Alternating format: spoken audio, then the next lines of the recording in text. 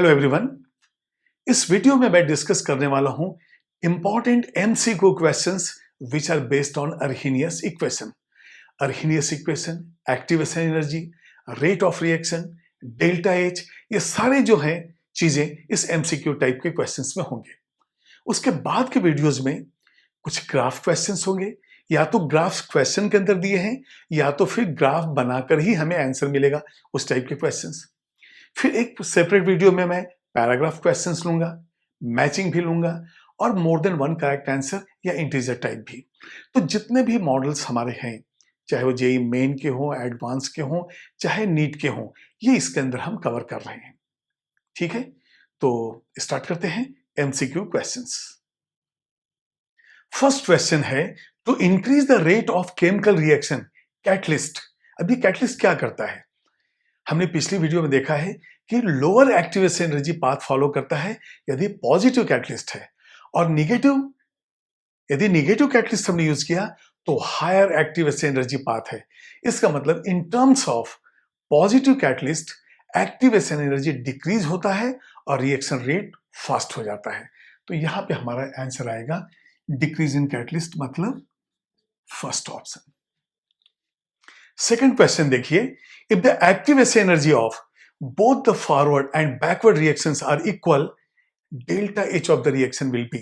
तो एक हम ग्राफ बना लेते हैं और इस ग्राफ के अंदर देखेंगे कि EA and E dash A यदि बराबर है तो क्या होगा। यहां पे देखिए ये हो गया थ्रेशोल्ड, ये एनर्जी है, और यहां पे हमने एक ग्राफ को ऐसा ड्रॉ किया। अब ये देखिए यहां से ये हो जाएगा EA, और इतना ही जो है E डैश A है। ये देखिए आप, ये हो जाएगा E dash A। Forward reaction और बैकवर्ड रिएक्शन दोनों का एक्टिवेशन एनर्जी बराबर है। अब ये इस तरह से हो जाएगा। अब बताइए हमारे पास क्या होता है। ये जो है सबसे पहले कोऑर्डिनेट हम ड्रॉ कर देते, ये एनर्जी है और ये टाइम कोऑर्डिनेट है। हमें मालूम है कि डेल्टा H होता है, ये देखिए HP, और ये हो जाएगा HR। डेल्टा H का वैल्यू पूछा गया है, तो डेल्टा HP माइनस डेल्टा ये HR हो जाएगा, प्रोडक्ट माइनस रिएक्टेंट। तो अब ये जब इक्वल है तो आप देख रहे हैं कि HP एंड HR भी इक्वल है, तो इसलिए जो है since HP is equal to HR, therefore delta H is 0। 0 का मतलब हो गया हमारा आंसर है थर्ड ऑप्शन। क्वेश्चन नंबर 3 है, molecular collision theory is applicable to. अब याद कीजिए हम लोग ने लिया था कि यदि एक मॉलिक्यूल इस तरह से आ रहा हो और दूसरा मॉलिक्यूल ठीक उसके अपोजिट डायरेक्शन में जा रहा हो तो कोलिजन जो है इस तरह से हो जाएगा, और जब कोलिजन होगा तभी वहां पे फ्रूटफुल कोलिजन का मतलब हो गया इफेक्टिव, जो ओरिएंटेशन है वो प्रॉपर है और सफिशिएंट एनर्जी है। तो हम दो मॉलिक्यूल को लेके ही मॉलिक्यूलर थ्योरी को जो है हमने डिराइव किया है, तो इसलिए बायोमॉलिक्यूलर आंसर हो गया। क्वेश्चन नंबर 3 आंसर भी है 3। क्वेश्चन नंबर 4 लीजिए, the rate constant is given by the equation. ये एक इक्वेशन दिया गया है और क्वेश्चन है, which factor should register a decrease for the reaction to proceed more rapidly। मतलब ऐसा कौन सा फैक्टर है जिसको हम डिक्रीज कर दें और रेट ऑफ रिएक्शन जो है बढ़ जाए। ये क्वेश्चन कैसा है, जैसे हम लेते हैं ना के e raise to power minus E A by R T. आपको मालूम है कि यदि एक्टिवेशन एनर्जी डिक्रीज हो जाए तो रिएक्शन फास्टर हो जाता है, और कैटलिस्ट क्या करता है, पॉजिटिव कैटलिस्ट इसी एक्टिवेशन एनर्जी को ही डिक्रीज करता है। तो हमारा आंसर है थर्ड ऑप्शन। क्वेश्चन नंबर 5 है, the excess of energy required for the reactant molecules to undergo a reaction is. अब ये बताइए किसी रिएक्शन के लिए हमें एक्सेस ऑफ एनर्जी कौन सा चाहिए। जितना मॉलिक्यूल का एनर्जी है उसके अलावा जो आप एनर्जी दे रहे हैं एनर्जी बैरियर को क्रॉस करने के लिए, that is only called activation energy. तो जो आपने एक्सेस एनर्जी दिया है वो एक्टिवेशन एनर्जी है, तो हमारा आंसर है फोर्थ। क्वेश्चन नंबर 6 है, फॉर द एक्सोथर्मिक रिएक्शन। यहां पे इक्वेशन दिया हुआ है A plus B gives C plus D, और ये देखिए यदि एक्सोथर्मिक हो गया तो डेल्टा एच तो निगेटिव हो गया। तो चलिए फिर से देखते हैं क्वेश्चन क्या है। फॉर द एक्सोथर्मिक रिएक्शन जो आपको दिया हुआ है, delta H is the heat of reaction and E A is the activation energy. The activation energy for the formation of A B. अब ये बताइए ए प्लस बी यदि फॉर्मेशन होता है, इसका मतलब हम बैकवर्ड रिएक्शन के क्वेश्चन हम पूछ रहे हैं। तो यहां पे for forward reaction activation energy is EA, therefore for backward reaction तो वहां पे हम E डैश A लिख लेते हैं। अब वो हमको बताना है क्या है, ठीक है। तो इसके लिए एक ग्राफ प्लॉट कर लेते हैं। ये देखिए आप, ये हो गया ग्राफ। एक्सोथर्मी का मतलब हो गया कि ग्राफ यदि यहां से स्टार्ट हो रहा है तो ये देखिए यहां पे जाएगा। यदि यहां H रिएक्टेंट है तो H हो जाएगा प्रोडक्ट, और यहां पे हम ले रहे हैं एनर्जी वाई एक्सिस पे, और ये हो गया टाइम कोऑर्डिनेट। अब यहां देखिए आप, इक्वेशन है A प्लस बी, इसका मतलब हो गया कि ये जो है A प्लस बी यहां पे है और यहां पे हो गया C plus D. Forward reaction के लिए ये हमें मालूम चल रहा है कि एक्टिवेशन एनर्जी है। ये देखिए यहां से ये वैल्यू है E A यहां तक, तो A प्लस बी से जब C प्लस डी जाएगा तो एक्टिवेशन एनर्जी E A। लेकिन क्वेश्चन है कि यदि A प्लस बी बनना है, इसका मतलब C plus D will be the reactant and we are going to proceed towards A plus B, that is the backward reaction. और बैकवर्ड रिएक्शन के लिए हम यहाँ पे एक्टिवेशन एनर्जी लेंगे E डैश A। ये देखिए, तो अब मुझे बताइए यहां से ये जो वैल्यू है और ये जो वैल्यू है ये कितना है? यही तो है डेल्टा एच। तो जैसा मैंने पिछले वीडियो में एक ग्राफ के एग्जांपल लिया था, बिल्कुल वैसे ही है। तो अभी ये जो है कितना है? इतना प्लस इतना। इसका मतलब हो गया कि ई डैश ए डेल्टा एच है और उसमें हम ऐड कर रहे हैं एक्टिवेशन एनर्जी। तो देखते हैं ऑप्शन कौन सा है, delta H plus E A. हमारा ऑप्शन है सेकेंड। तो sixth question answer is 2। Question number 7 है, in the Arrhenius equation the fraction of effective collision is given by. तो अब ये बताइए मुझे अर्हीनियस इक्वेशन क्या है? k is equal to a into e raise to power minus E A divided by R T. K जो है वो रेट कांस्टेंट है, a फ्रीक्वेंसी फैक्टर या अर्हीनियस कांस्टेंट है, और ये जो पूरा का पूरा वैल्यू है ये देखिए यही है fraction of the molecule which have cross the energy barrier, जो एक्टिवेशन एनर्जी से ज्यादा है। तो यहां पे जो फ्रैक्शन ऑफ द मॉलिक्यूल है ये कहलाता है बोल्ट्जमैन।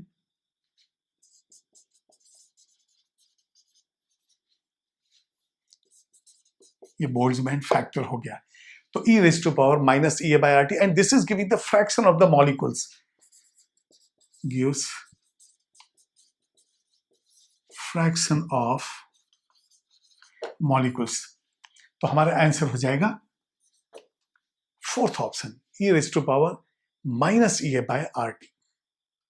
8th क्वेश्चन है, on increasing the temperature by 10 degree Celsius. ये जो क्वेश्चन है रिलेटेड है टेम्परेचर कोफिशिएंट से। अब याद कीजिए यहां पे यदि k t प्लस 10 डिग्री वाला है और एक k ओनली t डिग्री के ऊपर है, रेट कांस्टेंट, तो मोस्ट ऑफ द केसेस भी क्या हो जाता है, ये 2 टाइम्स। मतलब जैसे ही आपने 10 डिग्री सेल्सियस टेम्परेचर बढ़ाया, रेट बिकम्स डबल। तो यहाँ पे specific rate of reaction gets doubled. अब सवाल उठता है कि number of collisions gets doubled, ऐसा क्यों? नंबर ऑफ कोलिजन, क्या सारे कोलिजन्स जो है प्रोडक्ट दे रहे हैं? नहीं, इफेक्टिव कोलिजन जो है वो प्रोडक्ट दे रहे हैं। तो यदि होता इफेक्टिव कोलिजन गेट्स डबल तो भी ठीक था, हमारा रेट तो डबल हो ही रहा है। तो आंसर हमारा है फोर्थ वन। नेक्स्ट क्वेश्चन है, अर्हीनियस इक्वेशन में बी रिटन एज। अब ये बताइए अर्हीनियस इक्वेशन का एक जो मॉडिफाइड फॉर्म मैंने आपको बताया, जो 1/2 आइसोकोर है, तो वो कौन सा है? ये 1/2 आइसोकोर।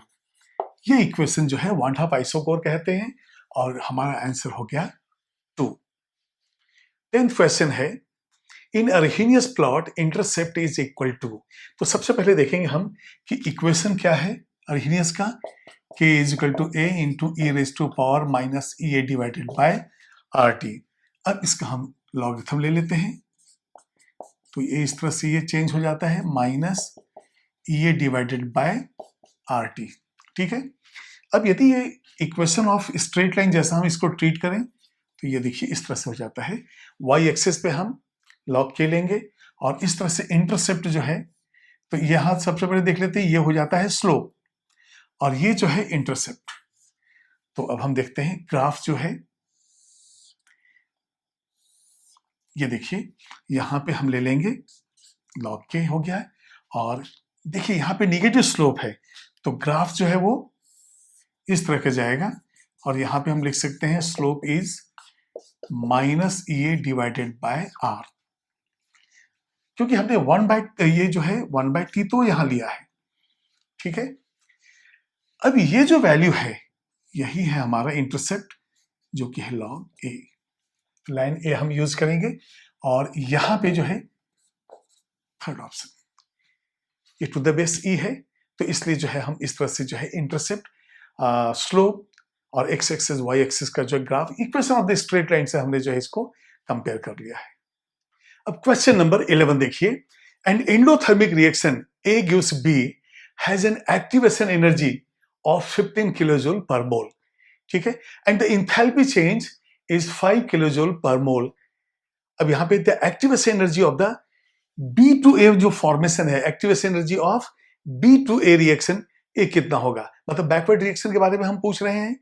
तो यहां पे एक ग्राफ बनाएंगे हम और इस ग्राफ में ये देखिए यहां पे मैंने कोई ऑप्शंस आपको नहीं दिए हैं, इसलिए कि हमें फाइंड आउट करना है, ऐसे कुछ में गेसिंग नहीं करना है। आप ऐड करोगे वो भी ऑप्शन होता है, सबट्रैक्ट करोगे तो वो भी ऑप्शन होता है।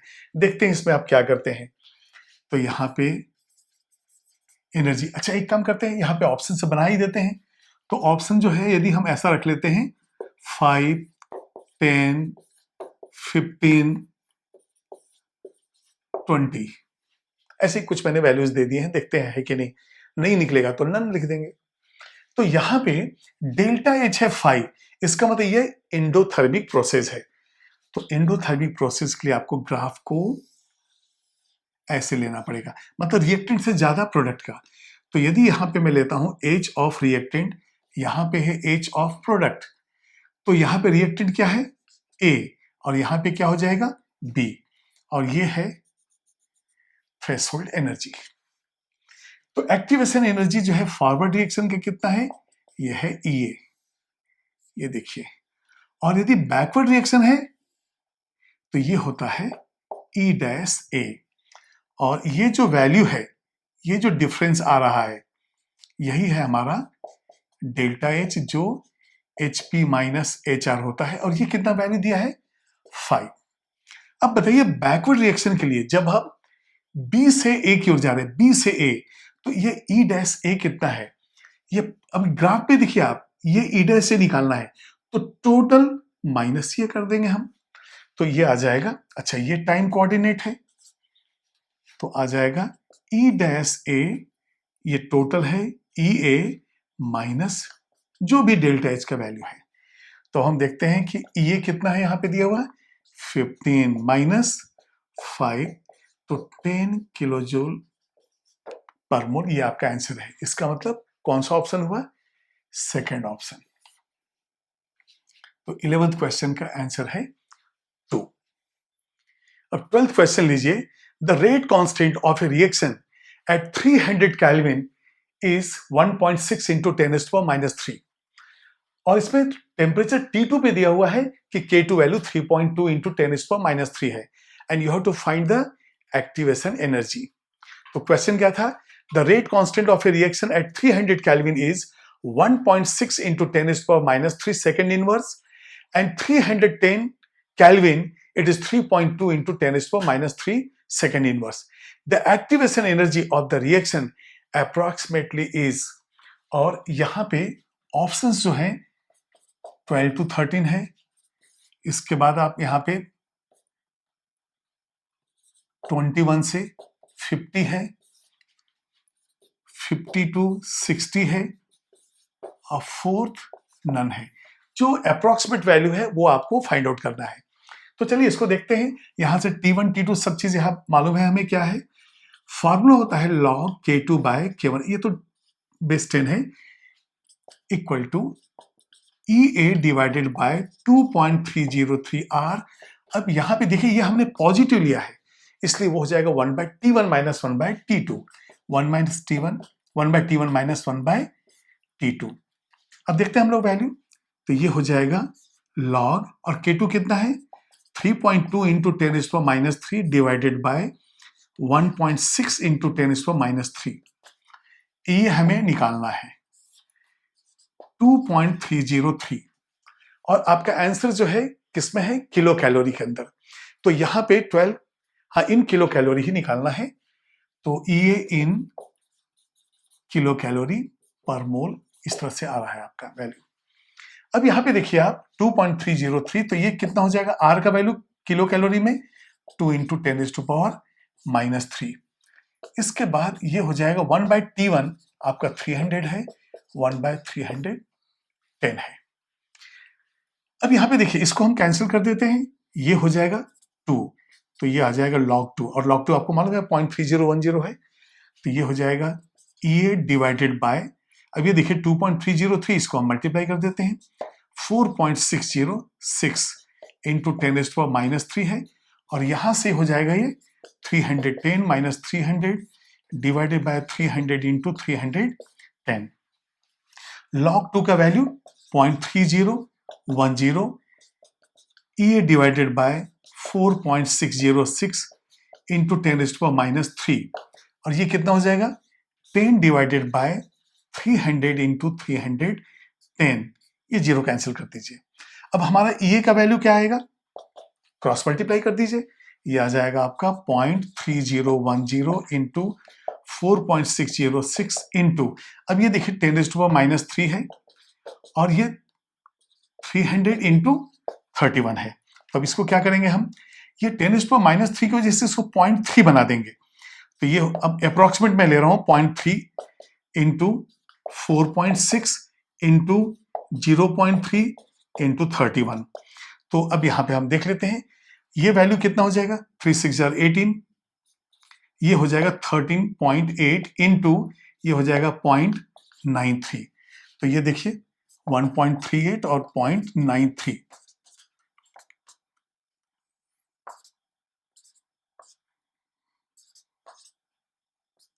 ये देखिए इस तरह से आ जाता है आपका 12.83, तो ये वैल्यू आ गया आपका इक्वल टू 12.83 समथिंग आया। इसका मतलब आपका आंसर जो है 12 से लेके 13 के बीच का जो आंसर है वो आपका ऑप्शन हो गया, तो इसको आप नोट कीजिए।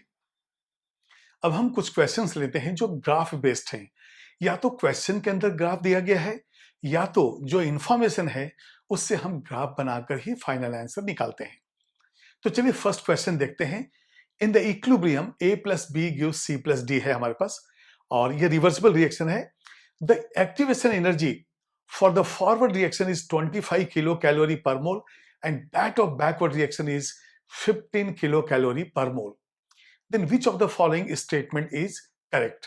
तो यहां पे देखिए इक्वेशन A+B gives C+D दिया गया है। अब हमें मालूम नहीं कि एक्सोथर्मिक है इंडोथर्मिक, क्योंकि डेल्टा एच तो है ही नहीं, और एक ऑप्शन तो डेल्टा एच 0 दिया है, पता नहीं क्या है वैल्यू। अब हम क्या करेंगे, एक ग्राफ बनाएंगे और उस ग्राफ में हम देखेंगे कि एक्टिवेशन फॉरवर्ड का यदि 25, बैकवर्ड का 15 है तो क्या हमें इंफॉर्मेशन मिलता है। ये देखिए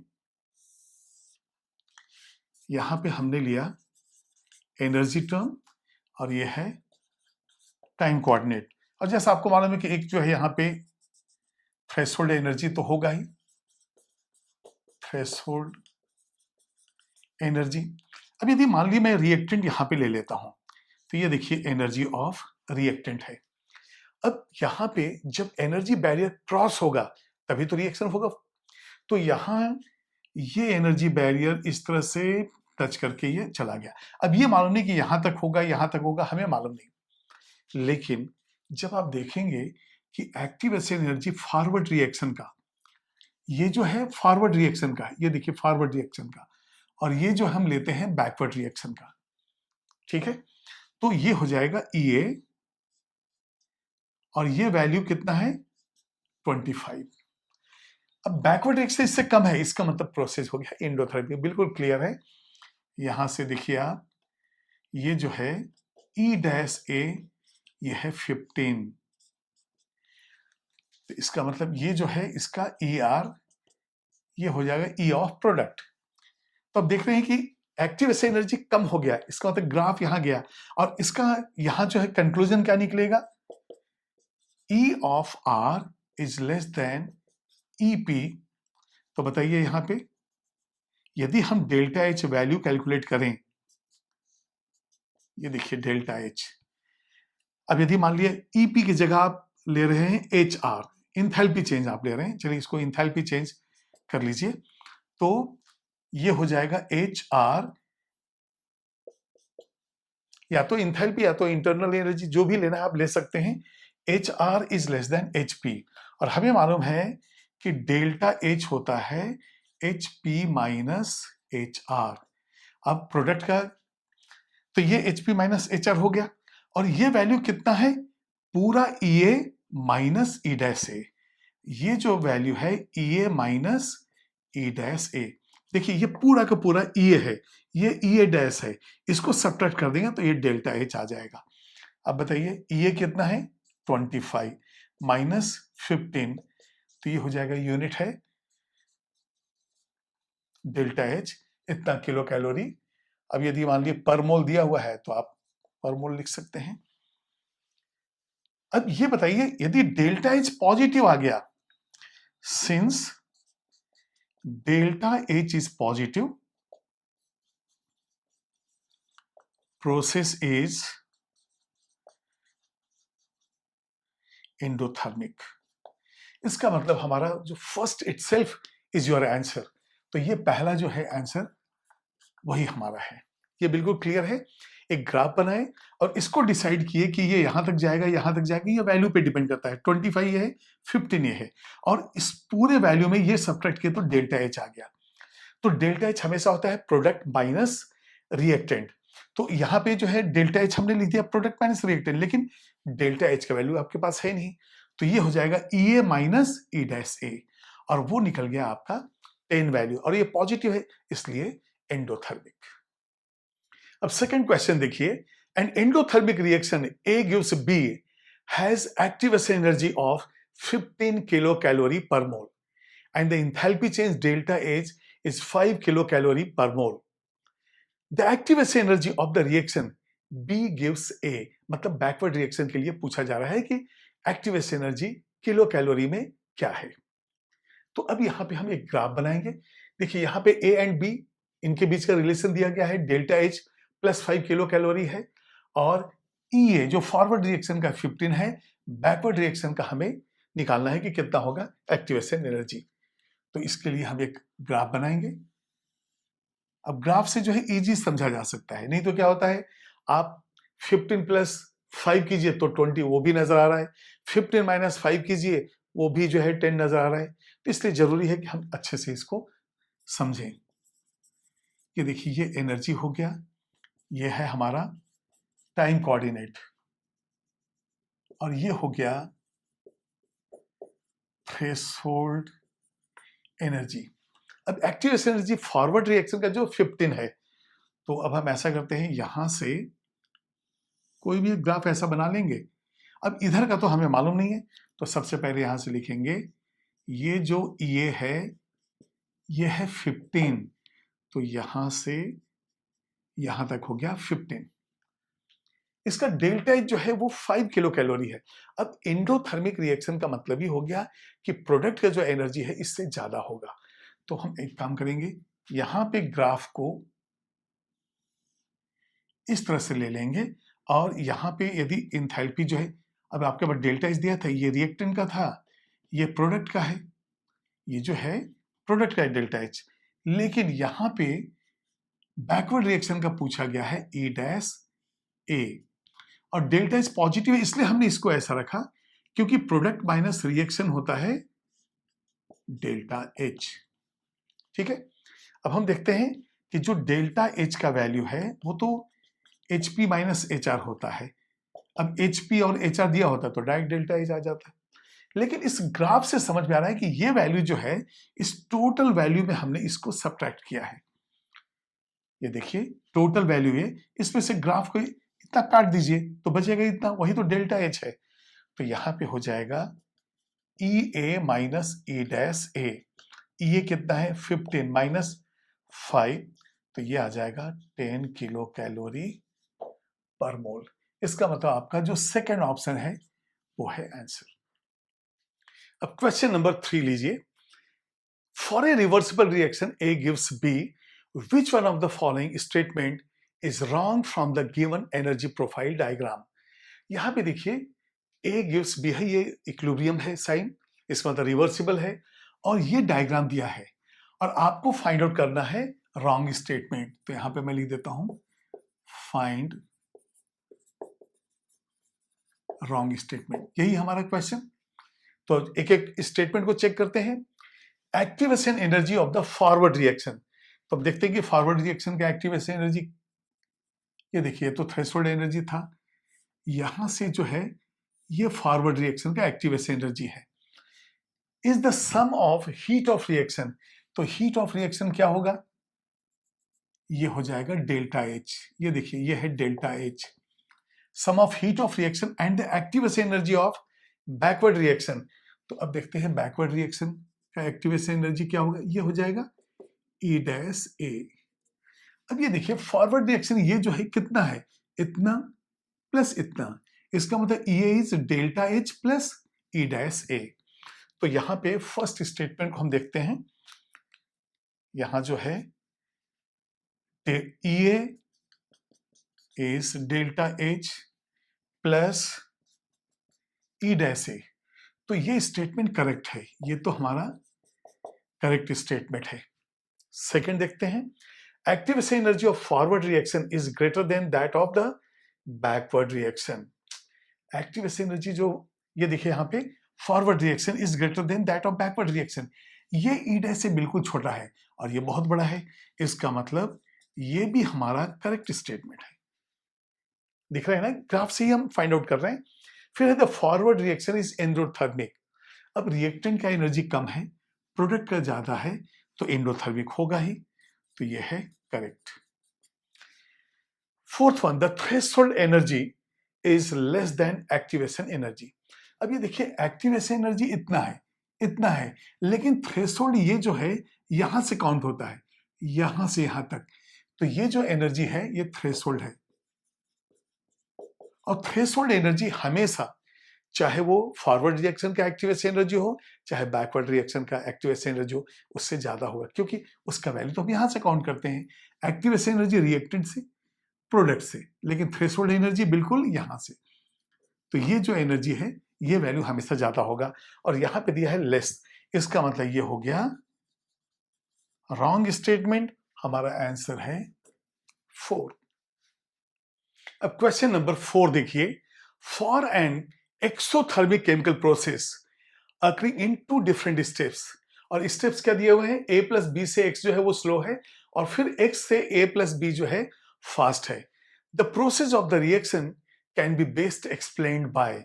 अब ये जो इंफॉर्मेशन है किस ग्राफ के अंदर है, तो सबसे पहले तो देखिए यहां पे प्रोसेस क्या दिया हुआ है, एक्सोथर्मिक, यहां से हम लिखेंगे प्रोसेस इज एक्सोथर्मिक। अब एक्सोथर्मिक है तो अब 2 स्टेप है, तो ये सिंगल स्टेप है, ये हमारा आंसर नहीं है। इसके बाद जो है ये यहां से देखिए ये रिएक्टेंट से ज्यादा प्रोडक्ट है, तो ये क्या हो जाएगा, एंडोथर्मिक, इसलिए ये हमारा ऑप्शन नहीं है। अब ये जो है a प्लस बी ज्यादा एनर्जी, ए बी कम है, तो ये एंडोथर्मिक तो हो गया, लेकिन क्या ये सेटिस्फाई कर रहा है, उसको चेक करना है। अभी हम देख रहे हैं कि यहां पे ये देखिए एक्टिवेशन एनर्जी जो है फर्स्ट स्टेप का काफी ज्यादा है, और यहां से ये जो है ये सेकेंड तो फर्स्ट एक्टिवेशन एनर्जी जब ज्यादा है तो रिएक्शन हो गया स्लो। जब सेकेंड एक्टिवेशन एनर्जी, अब देखिए इसको तो हम यहां से काउंट करेंगे ना, एक्स जो है ये एनर्जी बैरियर क्रॉस करके ए बी बना रहा है, ये छोटा है, तो यदि एक्टिवेशन एनर्जी कम हो जाए तो रिएक्शन हो जाता है फास्ट। तो ये दोनों कंडीशन को भी फुलफिल कर रहा है, और ए प्लस बी का एनर्जी ज्यादा है, ए बी का कम है, ये एक्सोथर्मिक हो गया, इसको भी सेटिस्फाई कर रहा है। हमारा आंसर है second. Question number 4, answer is 2। Question number 5 में देखिए, एक ही डायग्राम के अंदर दो एनर्जी प्रोफाइल डायग्राम दिए गए हैं, और उस दोनों डायग्राम को देखते हुए आपको बताना है कि कौन सा स्टेटमेंट सही इंफॉर्मेशन दे रहा है। तो आप ये देखिए, एक ब्लू कलर का जो है डायग्राम है, ग्राफ जो है, और एक रेड कलर का है। जो ब्लू कलर है वो ए से बी बन रहा है, और जो रेड कलर है वो सी से डी बन रहा है। पहला स्टेटमेंट ए से बी फास्टर, अच्छा यहाँ पे फास्टर पूछ रहा है और लेस और मोर एक्सोथर्मिक, तो हम अपना एनालिसिस करते हैं। ये देखिए, यहां से ये एक्टिवेशन एनर्जी फर्स्ट ग्राफ का ज्यादा है, और यहां से ये सेकंड ग्राफ का है EA2। तो इसका मतलब फास्टर कौन सा है, सी से डी फास्टर है।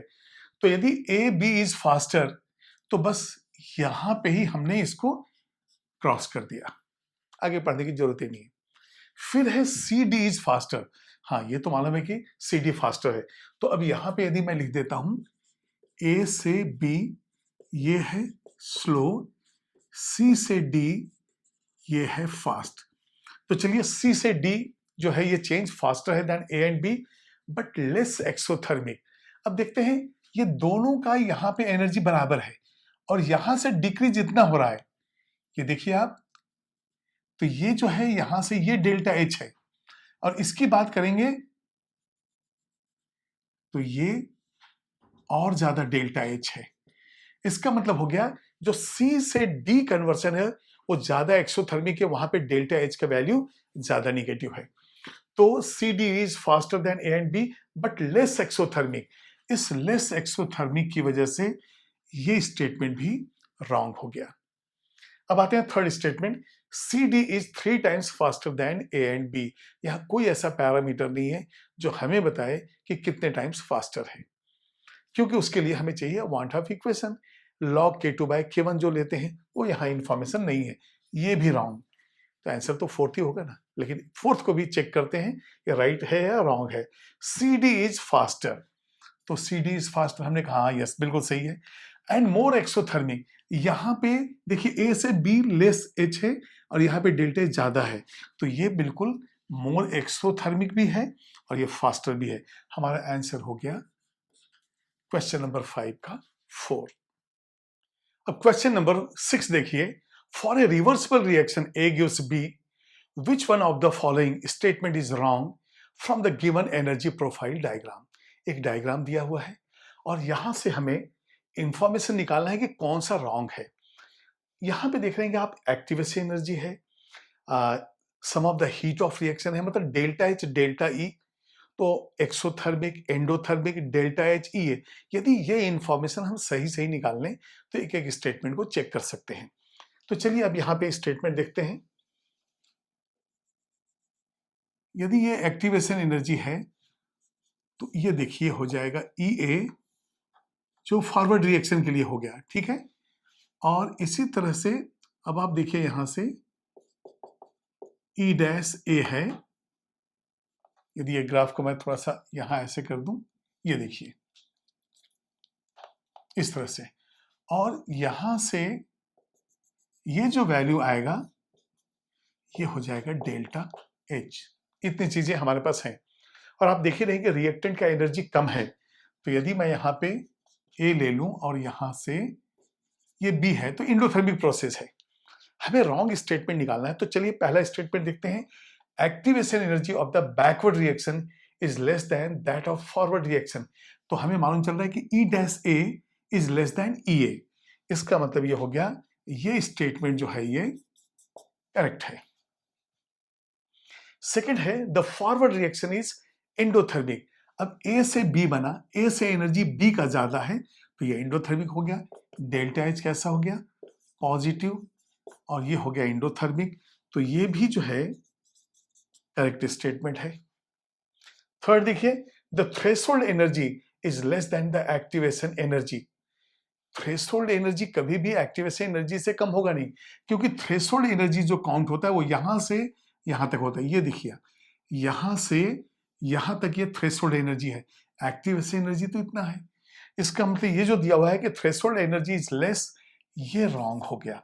तो ये जो है थर्ड वन रॉन्ग स्टेटमेंट, और यही हमारा आंसर है।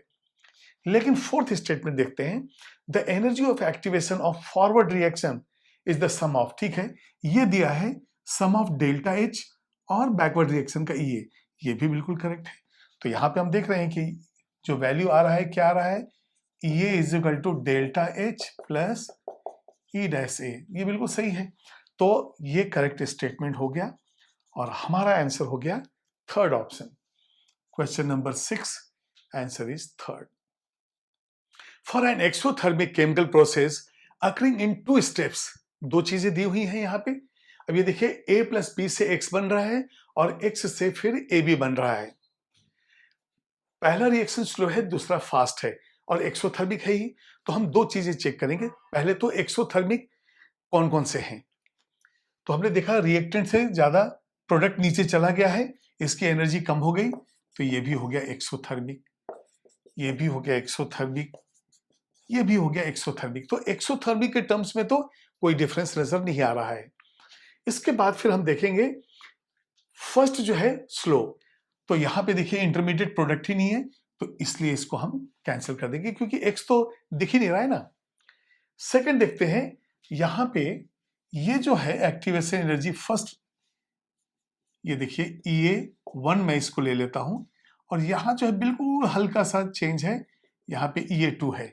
तो आप देख रहे हैं कि A प्लस बी से जो X बना है उसमें एक्टिवेशन एनर्जी ज्यादा है, तो ये हो गया स्लो, और इसके अंदर जो है एक्टिवेशन एनर्जी कम है, तो ये हो गया फास्ट।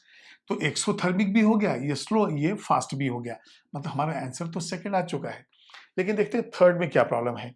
एक्सोथर्मिक तो है ही, इससे ज्यादा एक्टिवेशन एनर्जी यहाँ पे, ये देखिए एक्टिवेशन एनर्जी इसका सबसे ज्यादा है, इससे भी ज्यादा है। इसका मतलब ये होगा फास्ट और ये हो जाएगा स्लो, तो वो मैच नहीं कर रहा है, तो ये भी हो गया रॉन्ग। हमारा आंसर है सेकेंड ऑप्शन। तो यहां पे हम जाएंगे सेकेंड ऑप्शन पे। अब मैं एक पैसेज क्वेश्चन ले रहा हूं। देखिए ये पैसेज क्वेश्चन जो है अर्हीनियस इक्वेशन पे बेस्ड है। फॉर्मूला जो दिया हुआ है k is equal to a into e raise to power minus E A by R T. आपको मालूम है कि k क्या है, rate constant, a frequency factor या फिर है अर्हीनियस कांस्टेंट, E जो है activation energy, R molar gas constant और T है टेम्परेचर। इस ग्राफ में आप देखिए दो इक्वेशन, दो रिएक्शन जो है हो रहे हैं। जैसे एक फर्स्ट रिएक्शन जो है वो है कैटलाइज्ड, तो यहाँ कैटलाइज है इसलिए EA1 हमने लिख दिया। सेकेंड रिएक्शन है अनकैटलाइज्ड, इसलिए यहाँ पे EA जो है 2 आ गया। जो टेम्परेचर है कैटलाइज्ड के लिए हमने T1 लिया है, और जो T2 है वो अनकैटलाइज्ड रिएक्शन का है। और फिर यहां दिया है कि जब रेट फर्स्ट रिएक्शन का और सेकेंड रिएक्शन का इक्वल हो जाता है, तो कैटलिस्ट के प्रेजेंस में 20 जूल एक्टिवेशन एनर्जी कम हो जाता है। इसका मतलब ये हो गया, ये देखिए अनकैटलाइज्ड में इतना एक्टिवेशन एनर्जी है, और जब हमने कैटलिस्ट यूज किया तो ये 20 कम हो गया, इतना एक्टिवेशन एनर्जी हो गया। तो यहां पे क्वेश्चन है कि find the activation energy of uncatalysed reaction. Uncatalysed reaction हम उसमें 2 ले रहे हैं, तो ये T1 T2 हो गया और यहां से K1 K2 हो गया है।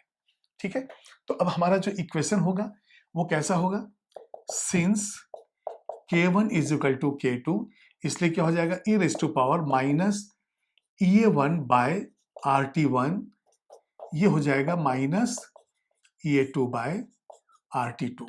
अब जब हम कंपेयर करेंगे तो यहां से आ जाएगा EA1 बाय T1 और ये हो जाएगा EA2 डिवाइडेड बाय T2। देखिए 1 हमने कैटलाइज के लिए लिया है, और कैटलाइज के लिए टेम्परेचर है 300 और एक्टिवेशन एनर्जी है EA1, तो ये हो जाएगा EA1 डिवाइडेड बाय 300, और EA2 जो है वो देखिए 400 डिग्री सेल्सियस पे है, और यहां पे ये 400 डिग्री सेल्सियस, लेकिन EA1 और EA2 के बीच में क्या रिलेशन है? हम यहां पे देख रहे हैं कि जो EA1 है, EA1 ये EA2 माइनस 20 है, क्योंकि 20 जूल जो है कम हो गया, इस EA2 में 20 माइनस कर दिए तो EA1 आ गया। तो अब हम यहां पे लिखेंगे EA2 माइनस 20, ये EA1 का वैल्यू हो गया, डिवाइडेड बाय 300, और यहां हो जाएगा EA2 डिवाइडेड बाय 400, इसको कैंसिल कर दीजिए। अब यहाँ पे क्या हो जाएगा, 4 EA2 माइनस 80, और ये हो जाएगा 3 EA2। तो यहां से आपको वैल्यू मिलेगा EA2 is equal to 80 joule. ये देखिए 4, ये 3 हो गया तो 80 जूल आ गया। तो इसका मतलब आंसर आपका है थर्ड ऑप्शन। तो यहां पे आप फर्स्ट में आप जाएंगे, थर्ड ऑप्शन 80 जूल, इसको नोट कीजिए। अब क्वेश्चन नंबर 2 लीजिए, what will be the threshold energy of the catalysed reaction if the normal energy of the reactant is 50 joule. अब देखिए क्वेश्चन है ये कैटलाइज्ड रिएक्शन से, और ये है कैटलाइज्ड रिएक्शन। तो इसके लिए हम लोग देखते हैं कि ग्राफ जो है यहां से देखिए इस तरह से जाता है और ये ऐसा आ जाता है, एनर्जी है, ये टाइम कोऑर्डिनेट है, और ये जो नॉर्मल एनर्जी है इस वैल्यू को देखिए आप, ये दिया हुआ है 50, तो ये एनर्जी ऑफ रिएक्टेंट हो गया। इसके बाद आपको मालूम है कि ये जो EA1 है ये EA2 से 20 कम था। हमारे पास EA2, ये देखिए ये EA1 है और ये EA2 है। EA2 अभी हमने फर्स्ट क्वेश्चन के अंदर कैलकुलेट किया 80 है, और ये जो EA1 है, ये देखिए ये जो है ये EA1 है, और EA1 होता है EA2 माइनस 20, तो ये हो जाएगा 80 माइनस 20, ये हो जाएगा 60। तो अब ये बताइए यहां पे दिया है कि what will be the threshold energy. Threshold energy मतलब यहां से यहां तक क्या होगा वैल्यू। तो अब आप देखिए थ्रेशोल्ड एनर्जी यहां से लेके यहां तक, तो ये हो जाएगा थ्रेशोल्ड एनर्जी। तो यहां पे मैं लिख देता हूं थ्रेशोल्ड एनर्जी। अब ये कितना हो जाएगा, EA1, और ये हो जाएगा एनर्जी ऑफ रिएक्टेंट। तो यहां पे हम लेंगे EA1 plus energy of reactant. ये EA जो है ये आपका कितना वैल्यू आया, 60। एनर्जी ऑफ रिएक्टेंट कितना है, 50। यहां से आपका आंसर हो गया 110 जूल। 110 जूल का मतलब हो गया आंसर है थर्ड। तो सेकंड क्वेश्चन का आंसर, सॉरी ये है फोर्थ, सेकंड का आंसर हो गया ये फोर्थ, 110 जूल। अब क्वेश्चन नंबर 3 देखिए, if the normal energy of the reactant is 40, हम इसको अंडरलाइन कर लेंगे, 40 जूल है, and the product is 20 joule, then what will be the activation energy of the uncatalysed backward reaction. तो सबसे पहले देखेंगे कि अनकैटलाइज्ड जो है ये ब्लू कलर वाला है। तो सबसे पहले उस पार्ट को सिर्फ हम यहां पे एक्सप्लेन करेंगे और देखते हैं कि किस तरह से आंसर में मिलता है। ये हो गया एनर्जी, ये है टाइम कोऑर्डिनेट, और ब्लू कलर का जो है ग्राफ वो इस तरह से है, ये ऊपर गया और ये नीचे आ गया। यहां पे देखिए एनर्जी ऑफ रिएक्टेंट इज 40, मतलब ये जो है यहां पे 40 जो है जूल इसका एनर्जी है, और जो प्रोडक्ट है ये हो जाएगा 20 जूल। ठीक है, हमें बैकवर्ड रिएक्शन का एक्टिवेशन एनर्जी बताना है। तो यहां से देखिए आप, ये एक्टिवेशन एनर्जी जो बैकवर्ड का है वो हो जाएगा E-A। ठीक है, और यहां पे देखिए हमने ऑलरेडी लिया है ये EA2, और फर्स्ट क्वेश्चन के अंदर EA2 हमने निकाल लिया है 80। तो ये देखिए आप, इन दोनों के बीच का डिफरेंस जो है ये कितना है, यहां पे डेल्टा H माइनस 20 है, तो वैल्यू तो 20 आ गया ना, तो EA' क्या हो जाएगा, ये जो वैल्यू है प्लस ये वैल्यू है। तो यहां पे हम लिखेंगे, अच्छा ये देखिए माइनस 20 आ रहा है, माइनस 20 का मतलब हो गया डेल्टा H जो है हमें लेना पड़ेगा EA2 माइनस E'A। ये EA2 है, तो इसमें माइनस ज्यादा करेंगे तभी तो माइनस आएगा।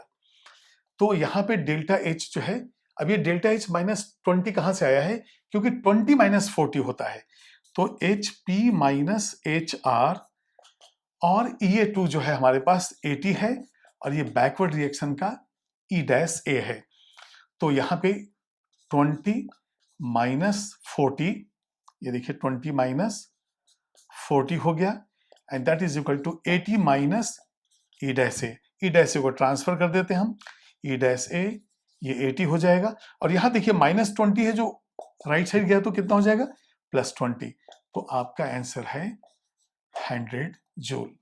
इसका मतलब आपका ऑप्शन नंबर 3 जो है ये आपका आंसर है। तो ये हो जाएगा आंसर 3। ये क्लियर है ना?